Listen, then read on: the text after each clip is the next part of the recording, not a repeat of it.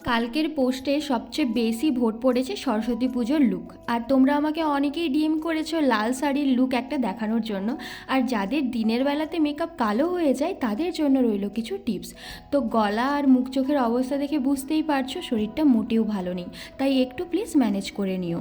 দেখো, day look always একটু nude বা মিনিমাল কোয়ান্টিটির প্রোডাক্টস ইউজ করলে কখনোই মেকআপ কালো হয়ে যাবে না। আমি এখানে আমার ডেলি ইউজের ময়শ্চারাইজার সিটাফিল ইউজ করছি।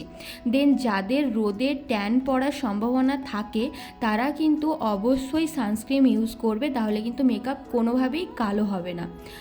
আর এইভাবে আমরা একটা প্রাইমার নিয়ে ঠিক এই প্রসেসেই অ্যাপ্লাই করে নেব, জাস্ট 1 ড্রপ নিয়েই অ্যাপ্লাই করব। দেন কারেক্টিং করব, সেটাও একদম মিনিমাল কোয়ান্টিটিতে। ভালো করে আমাদের ব্লেন্ড করে নিতে হবে। দেন এখানে আমি একটা ম্যাটিফাইং ফাউন্ডেশন নিয়েছি, সেটাও 1 ড্রপ, এবং এভাবে ফিঙ্গারের সাহায্যে ডট ডট করে পুরো ফেসে অ্যাপ্লাই করব এবং বিউটি ব্লেন্ডারের সাহায্যে সেটাকে ব্লেন্ড করব।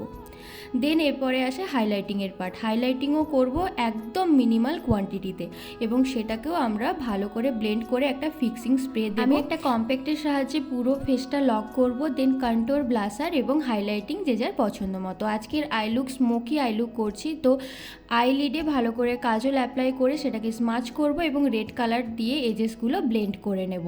লোয়ার লিডে কাজল অ্যাপ্লাই করব এবং ব্রাউন কালারের লিপস্টিক দিয়ে লুকটা কমপ্লিট করব।